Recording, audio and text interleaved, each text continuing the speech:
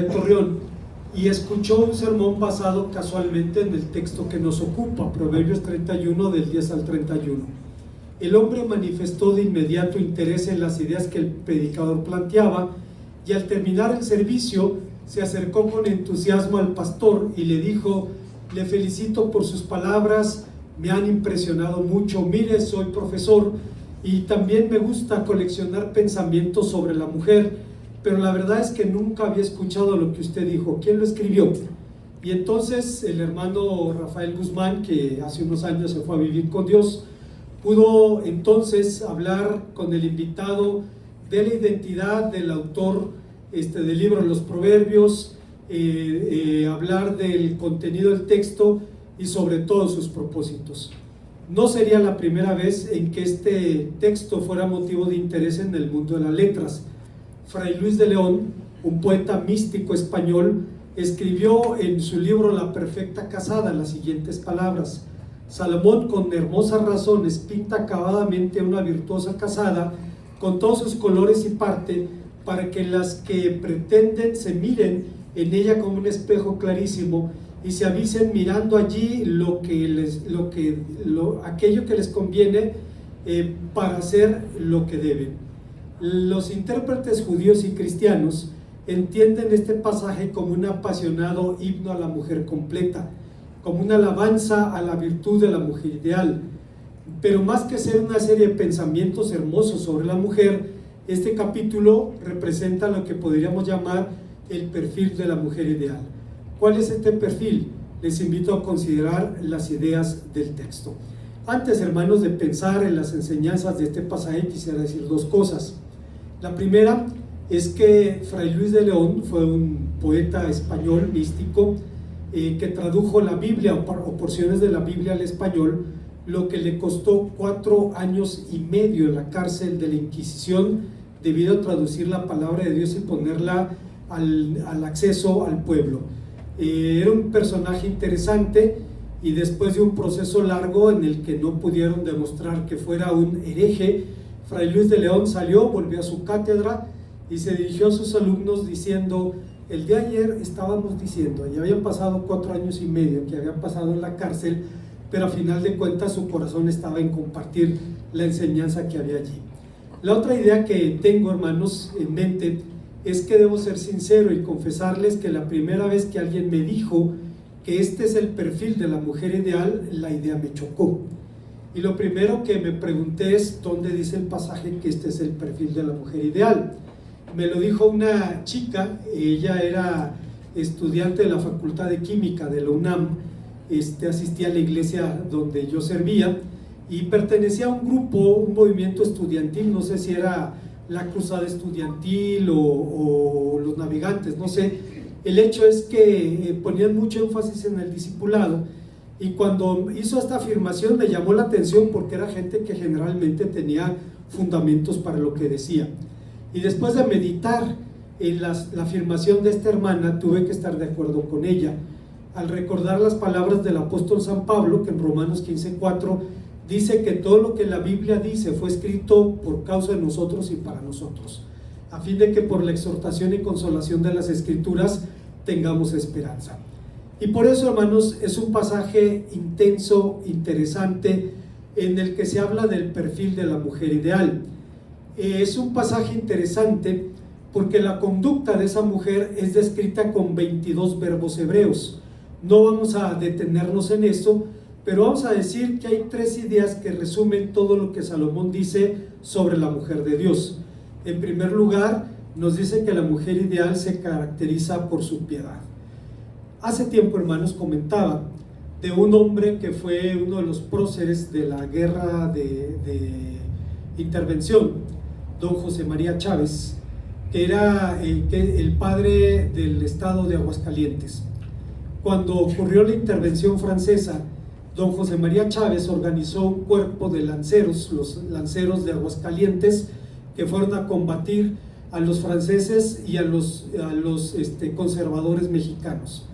Pero sus tropas no eran tropas profesionales, y fue derrotado en la hacienda de Malpaso, fue tomado prisionero y lo juzgaron como un pretexto legal para ejecutarlo inmediatamente. tenía unas cuantas horas para hacer lo que tenía que hacer, y una de las cosas que hizo fue escribir una carta a su esposa.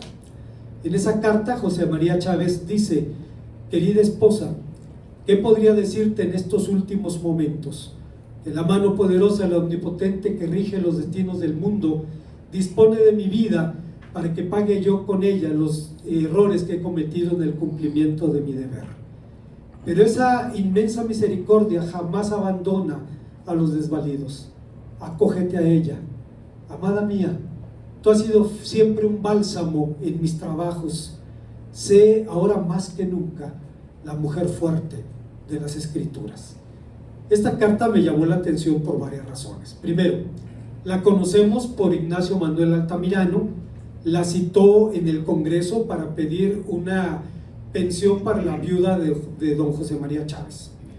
La segunda, porque era un libro que citaba la Biblia, en un tiempo en el que la Biblia tenía una gran influencia sobre los liberales mexicanos. Y la tercera cosa fue la pregunta de quién es la mujer fuerte de las Escrituras, y obviamente no era ninguna otra que la mujer virtuosa de Proverbios 31. Reina Valera 60 traduce virtuosa, y en nuestro idioma virtud viene del latín virtus, que significa ventaja, valor o superioridad, y es un término que describe las cualidades del alma o del cuerpo que adornan y ennoblecen a su poseedor. Sin embargo, en el texto el adjetivo proviene de un término hebreo, la palabra hayil, que se usa 243 veces en el Antiguo Testamento con diferentes traducciones. En Deuteronomio 8:17 y Ruth 2:1 describe la riqueza material. En 1 Samuel 14:46, las fuerzas armadas. En Proverbios 31:29 y Ruth 3:11 describe la cualidad moral de la mujer de Dios. Y esa es justamente la idea que tenía Boaz, el futuro marido de Ruth, cuando la conoció. Ahora pues no temas, hija mía, yo haré contigo lo que digas, pues toda la gente en mi pueblo sabe que eres una mujer virtuosa. Obviamente las palabras de Boaz no representaban un mero cumplido, lo que en el contexto del cortejo sería razonable. Es evidente que el viejo tenía interés en la joven viuda moabita, pero no era lo que lo movía al hablar a ella de esta manera. Habló, hermanos, de estas palabras como una mujer virtuosa, como un sincero elogio a su testimonio. Pero el elogio de Boaz fue un reconocimiento a quien, según la Biblia, se convertiría en todo un modelo de piedad. Por piedad entendemos esa dedicación del ser al servicio de Dios, la total consagración de la vida al Señor. Esta es una actitud cimentada en el temor reverente y que, según San Pablo en 1 Timoteo 3:16, pasa también por la fe en Cristo. Así pues, ya que Ruth empezó a evidenciar su piedad por medio de sus palabras, toda mujer virtuosa debe hacerlo de la misma manera, y por eso Proverbios 31:26 dice: abre su boca con sabiduría y la ley de clemencia está en su lengua. ¿Qué significa la ley de clemencia? Significa la norma de la gracia, la ley de la benignidad. Significa que al hablar, la mujer de Dios debe usar palabras sabias, aunque también llenas de bondad. Resulta admirable cómo la Biblia armoniza la sabiduría y la bondad, pues hablar palabras afectuosas sin sabiduría puede resultar en complicidades impías, mientras que hablar con palabras sabias pero carentes de amor generan desánimo y amargura. Recuerdo un video de un joven delincuente argentino quien fue abatido por la policía, y en el funeral estaba su madre pronunciando un discurso diciendo: hijo, fuiste un gran delincuente. Y pensaba, es evidente que la madre amaba a su hijo, pero no había mucha sabiduría en sus palabras. ¿Cómo elogia que el hijo fuera un gran delincuente? Por eso me sorprende que Proverbios 31 armoniza el amor con la sabiduría. Si solo pronuncias palabras amorosas sin sabiduría, caes en complicidad. Si solo pronuncias palabras sabias pero carentes de amor, generas amargura. Pero la mujer de Dios La piedad no se limita obviamente a las palabras, se extiende a cada aspecto del ser y del obrar, cosa que subraya Boaz cuando dijo a Ruth: he sido informado detalladamente todo lo que hiciste con tu suegra después de la muerte de tu marido. Y su piedad fue fielmente recompensada, pues la tradición judía afirma que cuando Ruth le dijo a Noemí: tu pueblo será mi pueblo y tu Dios será mi Dios, el Señor le dijo: no has dejado nada de la realeza moabita, y aquí el reino será tuyo en este mundo y también en el venidero. Algo que la tradición judía dice, que siendo sinceros yo no veo en la Biblia, es que Ruth era una princesa moabita. No lo veo en ningún pasaje, pero es una idea que ellos tienen, difícilmente lo vemos en la Escritura. Pero aun si fuera cierto, si fuera una princesa, era hija de uno de los 7 pueblos malditos por la ley de Moisés. Deuteronomio 32, del 1 al 6 dice: no entrará amonita ni moabita en la congregación del Señor, ni hasta la 10ª generación de ellos no entrará en la congregación del Señor para siempre. Debemos acotar este pasaje y decir que se refiere más específicamente a los hombres moabitas, porque en tal caso se convertirán en cabeza de familia. No se aplicaba tanto en el caso de las mujeres, pero también es cierto que en la evolución posterior del judaísmo, la exclusión de los 7 pueblos malditos, heveos, gergeseos, jebuseos, todos los pueblos cananeos, Esdras introdujo en el pensamiento judío la idea de la inmundicia de los pueblos, es decir, la idea de que todos los pueblos somos inmundos desde el punto de vista ritual, no desde el punto de vista racial, ni mucho menos. De entrada, ni la Biblia ni los judíos creen en las razas son bancos genéticos separados, pero somos un solo género. Venimos de un mismo linaje, de un mismo origen, con variantes exteriores superficiales. A mí me asombra cuando pienso en Ana Laura Díaz y en Sandrita. Sandrita es blanca, de ojos verdes, Ana Laura es morenita, y son primas. La apariencia física dice poco realmente sobre estas cuestiones. Los judíos nunca han creído que son una raza, ellos saben que son un pueblo. Pero Esdras introdujo el concepto de la inmundicia en los pueblos, razón por la cual los matrimonios mixtos con cualquier no judío quedaron automáticamente vedados. Pero la piedad de esta mujer fue recompensada debido a que fue incorporada no solamente al pueblo de Israel, sino que incluso se convirtió en la madre de la realeza. En la tradición judía, a Ruth se le llama la madre de los reyes, porque todos salieron de su simiente. Bajo la influencia de su suegra, Ruth llegó a conocer y amar al Dios de Israel. Así que tu pueblo será mi pueblo y tu Dios será mi Dios. Cifraba su profesión de fe en el Dios único y verdadero. Hay una segunda idea en el pasaje, y es que el texto nos dice que la mujer de Dios se caracteriza por su fuerza moral. El Talmud, que es una compilación de legislaciones civiles y religiosas del judaísmo, nombra a Ruth la madre de la realeza, y de su experiencia se derivan todos los principios aplicables a la conversión de la fe de Israel. ¿Saben, hermanos? Los judíos tienen en muy alta estima a sus conversos. Usted sabe que la ascendencia judía se transmite por línea materna. Si el padre es judío y la madre no, el niño no es judío técnicamente. Puede convertirse, pero no es judío técnicamente.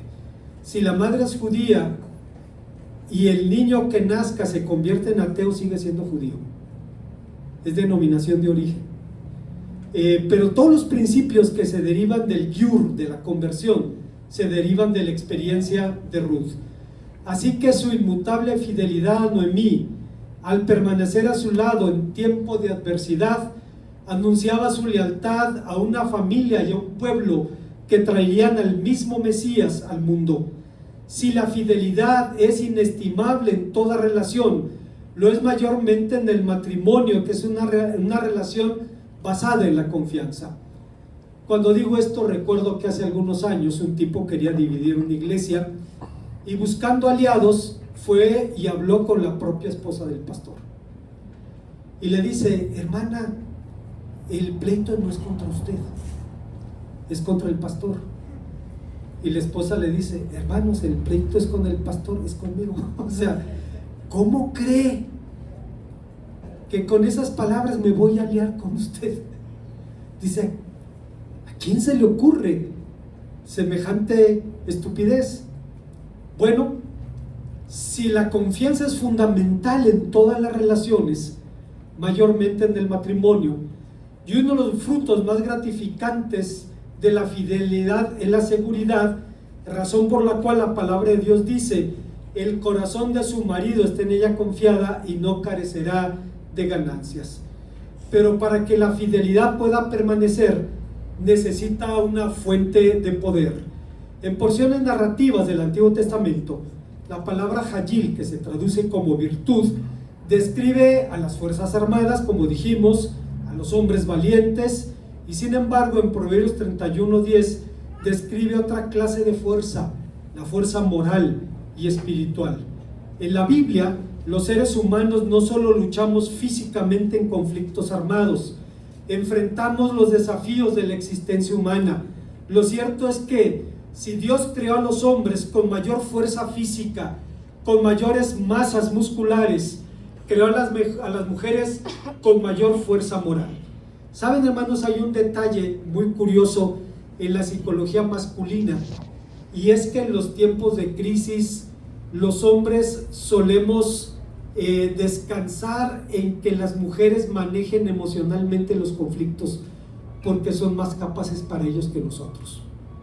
Decía la hermana Ciela García, todos los hombres tenemos una cueva, y cada cueva tiene un dragón, y en tiempo de conflicto el hombre se encierra en su cueva, y cuando la mujer lo está interrogando: ¿qué tienes? ¿Qué te pasa? ¿Por qué no me hablas? ¿Por qué no me dices lo que está pasando? Dice: está hurgando la cueva del dragón. Va a salir un flamazo de la boca de la cueva. La mujer va a quedar confundida, que me está escondiendo, y el hombre, ¿qué me quiere interrogar? El hombre siente que lo está tratando la Gestapo, y son maneras diferentes de manejar las emociones. Pero en los tiempos críticos, generalmente los hombres descansamos emocionalmente en las mujeres, y se convierten en nuestra roca, y se convierten en parte de nuestra fortaleza moral y espiritual, porque Dios les ha dado esa fuerza. Lo cierto es que si Dios nos creó así, a ella las hizo más fuertes moralmente, pero aún así, dice el apóstol San Pedro, deben ser tratadas como vaso frágil. Dicha fuerza solo puede desarrollarse en la dependencia de Dios. La conflictiva, la aliada interacción de géneros en un mundo dominado por los hombres, las complejidades del matrimonio, los desafíos de la maternidad, los problemas morales que la biología le cobra más caros a las mujeres, la cada vez más frecuente necesidad femenina de ser sostén del hogar, los retos del divorcio, la viudez, el abandono, el creciente afeminamiento de los hombres que renuncian o renunciamos de facto a los roles de liderazgo familiar, hacen imperativa la fuerza del denominado sexo débil. Ahora resulta claro por qué dice Salomón que las vestiduras de la mujer de fe, que las vestiduras de la mujer de Dios son la fuerza y el honor. Esa fuerza es obviamente el poder espiritual que le hace prevalecer sobre las circunstancias de la vida. Es curioso, las viudas sobreviven más años que los viudos. Cuando la esposa se muere, en el mejor de los casos, el viejito se pone a hacer incoherencias. ¿Qué le pasa? Perdió la brújula el viejo.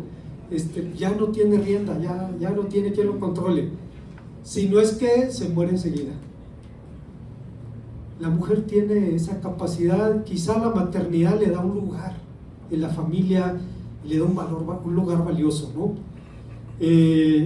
Por su parte, honor, que es un nombre divino, o un adjetivo divino, un atributo divino, que significa majestad de hermosura, es fruto y reflejo de la comunión con Dios.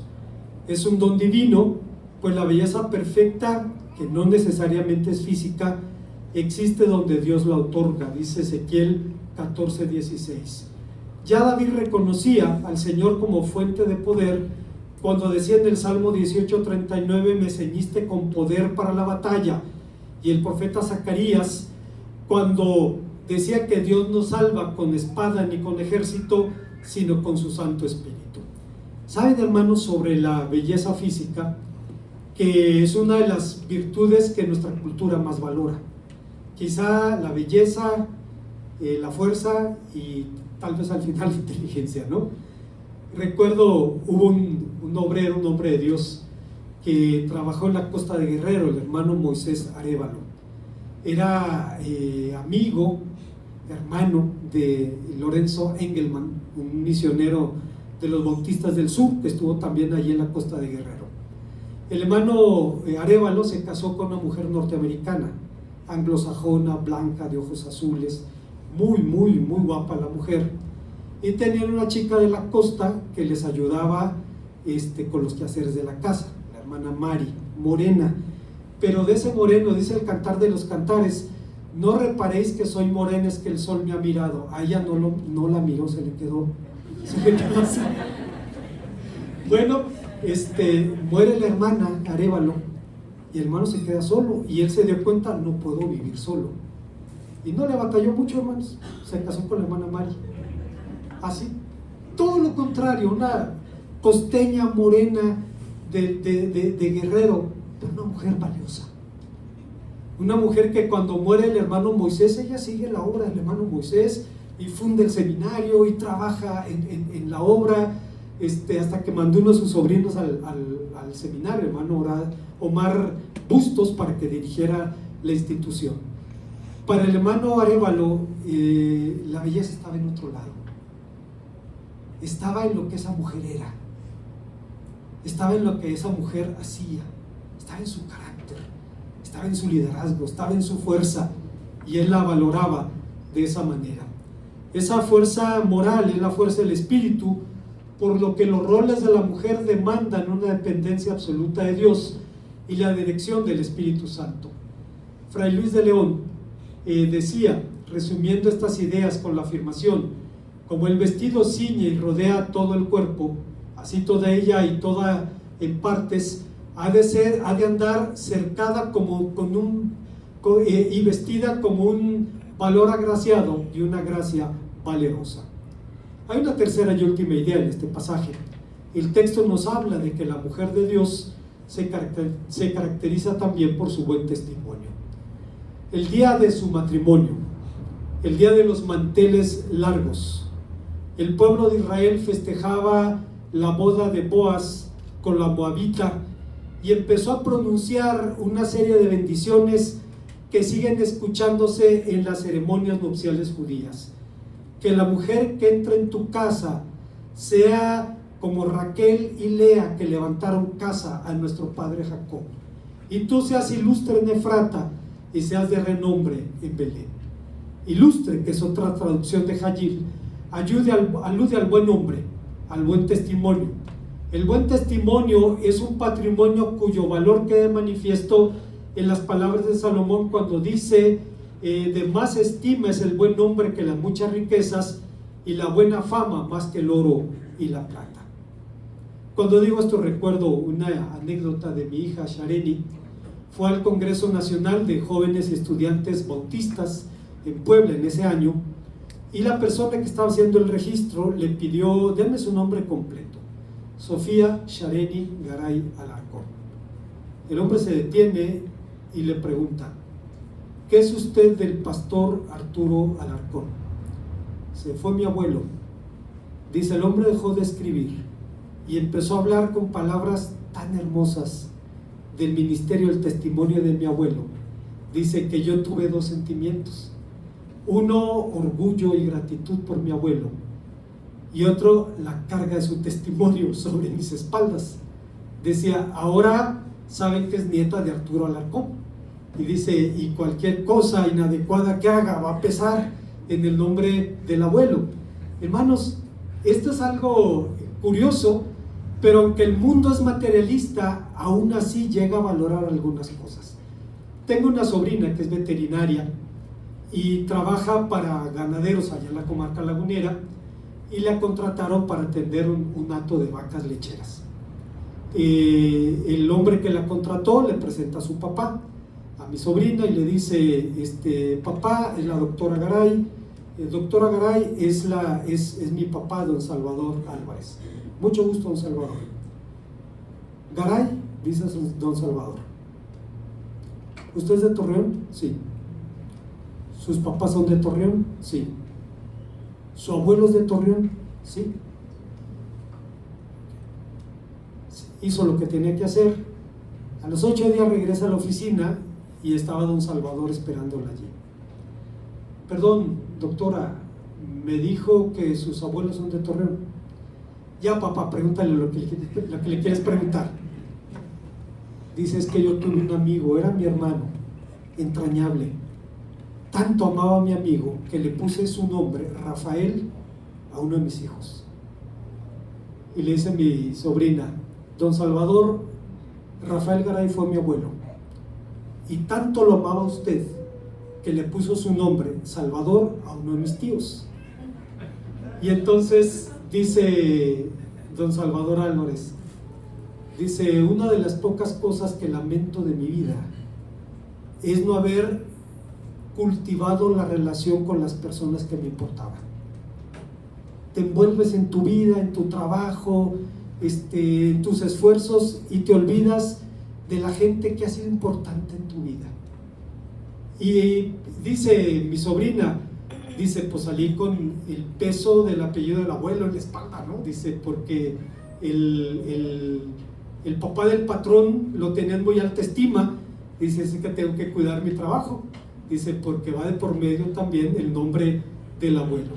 Salomón decía, de más estima es el buen nombre que las muchas riquezas, y la buena fama más que el oro y la plata.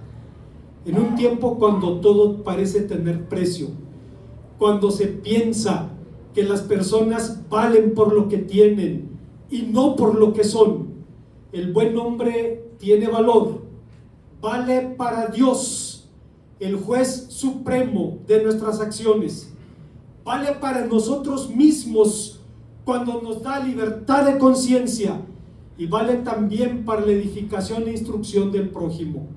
Sintomáticamente, la conducta de la mujer virtuosa se describe en este canto con 22 verbos hebreos, y tal vez por eso en la tradición judía se dice que es una metáfora del sábado, es una metáfora del alma, o una metáfora de la Shekhinah, es decir, la presencia divina. Las evidentes dotes de liderazgo de la mujer virtuosa, sus excepcionales capacidades, su incansable laboriosidad, nos enfrentan a una pregunta ineludible: ¿es realmente una idealización o un perfil para la mujer creyente? Si es un modelo universal, ¿por qué tan pocas personas parecen lucir así? ¿Por qué tan pocos hombres o mujeres no son como dice la Biblia debiéramos ser? ¿O por qué con frecuencia las mujeres tienen que reclamar lo que un día me dijo mi esposa?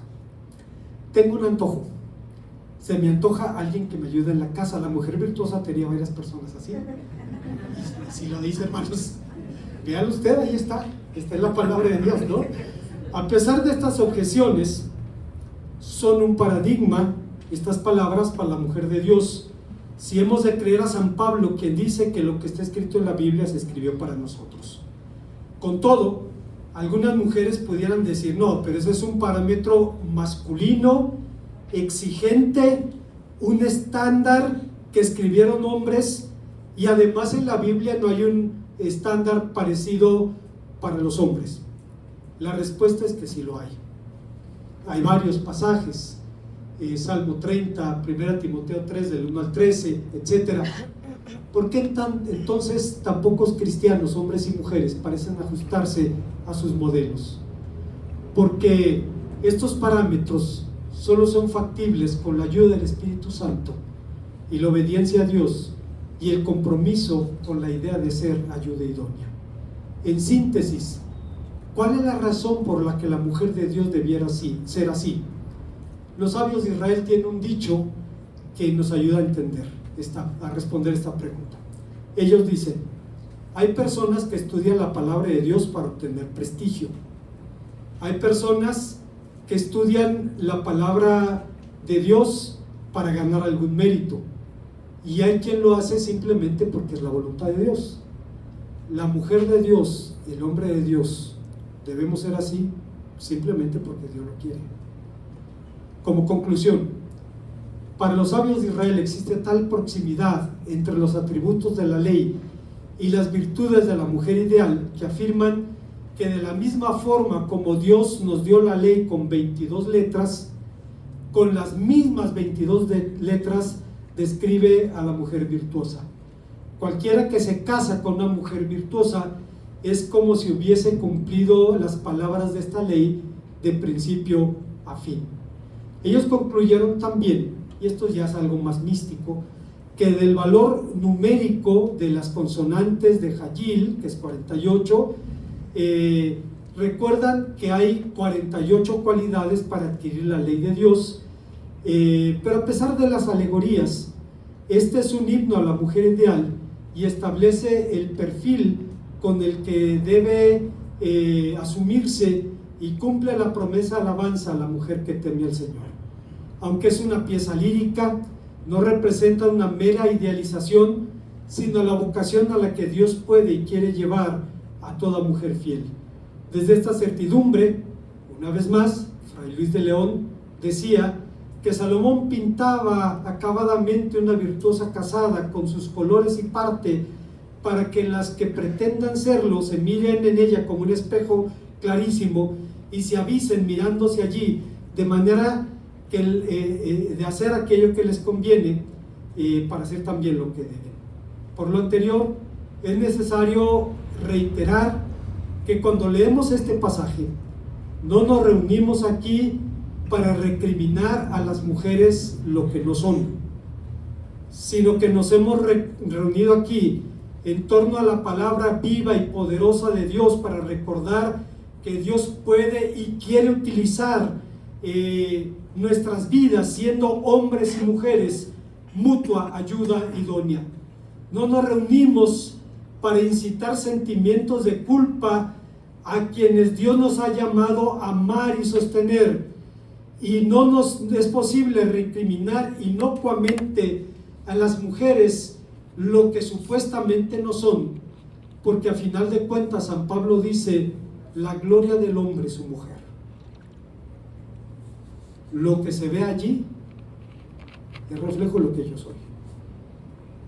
Lo que se ve allí, alegría o amargura, seguridad o temor, angustia o paz, frustración o realización, es el fiel reflejo de lo que los hombres somos y hacemos.